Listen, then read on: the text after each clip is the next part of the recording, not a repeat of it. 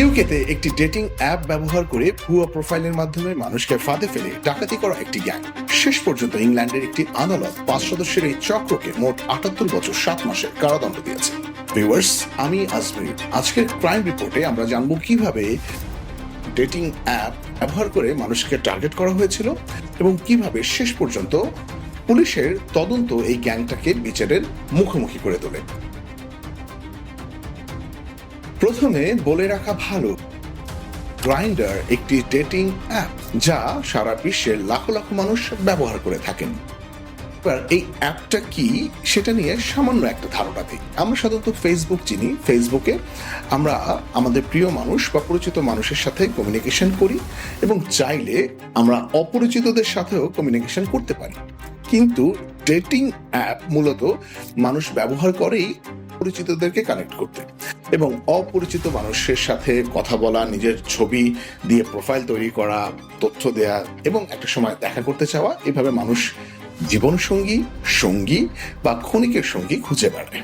Police এবং আদালতে উপস্থাপিত তথ্য অনুযায়ী বার্মিংহামের 5 জন তরুণ এই প্ল্যাটফর্ম অর্থাৎ গ্রাইন্ডারকে অপরাধের হাতিয়ার হিসাবে ব্যবহার করেছিলেন।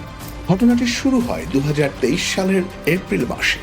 প্রসিকিউশনের তথ্য অনুযায়ী হাসদা, আবু বকর, আলী হাসান, ওয়াসিম ওমর এবং মোহাম্মদ শরীফ ভুয়া পরিচয় ব্যবহার করে একাধিক অ্যাকাউন্ট ব্যবহার করেন এবং বিভিন্ন কৌশলে ভিকটিমদের কাছে পৌঁছাতে শুরু করেন। তদন্তে উঠে আসে কখনো ডেটিং অ্যাপের মাধ্যমে দেখা করার প্রস্তাব, কখনো সাহায্যের প্রয়োজন আছে এমন ভান করা, আবার কখনো নিরাপদে বাড়িতে পৌঁছে দেওয়ার প্রস্তাব দিয়ে মানুষকে নির্জনে নিয়ে যাওয়া হতো। এরপর ভিকটিমদের কাছ থেকে অর্থ, মূল্যবান জিনিসপত্র ব্যাংক ট্রান্সফারের মাধ্যমে হাতিয়ে নেওয়ার অভিযোগ ওঠে। একাধিক ব্যক্তি গুরুতর আঘাত পান এবং অনেককে চিকিৎসাও নিতে হয়েছিল। তদন্তকারীদের মতে এই চক্রটি এমন মানুষদের বেছে নিয়েছিল যাদের তারা সহজ লক্ষ্য বলে মনে করেছিল এবং তাদের ধারণা ছিল যে এই ভিকটিমরা কখনোই পুলিশের কাছে যাবে না। কিন্তু তাদের ধারণা ভুল প্রমাণিত হয়। 10 মাসের মধ্যে অন্ততপক্ষে 8 জন ভিকটিম সাহস করে পুলিশের কাছে অভিযোগ করেন। এরপর ওয়েস্ট মিডল্যান্ডস পুলিশ এর মেজর ক্রাইম ইউনিট দীর্ঘ একটি তদন্ত চালিয়ে যান।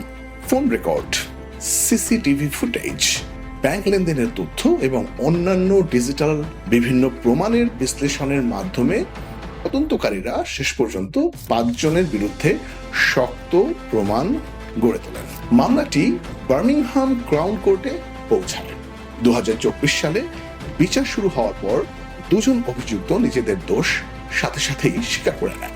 পরে 6 সপ্তাহের বিচার শেষে বাকি 3 জনও দোষী সাব্যস্ত হন। অবশেষে 2025 সালের 13 জানুয়ারি আদালত 5 জনকে মোট 78 বছর 7 মাসের কারাদণ্ড দেয়। মামলার তদন্তকারীরা বলেছিলেন ভিকটিমদের সাহসী সিদ্ধান্তই এই মামলার মোড় ঘুরিয়ে দিয়েছিল এবং শেষ পর্যন্ত অপরাধীদের বিচারের মুখোমুখি করতে গুরুত্বপূর্ণ ভূমিকা রেখেছে। এই ঘটনাটি আমাদেরকে মনে করিয়ে দেয় অনলাইনে কেউ যে পরিচয় ব্যবহার করছেন সেটি সবসময় বাস্তবে নাও হতে পারে।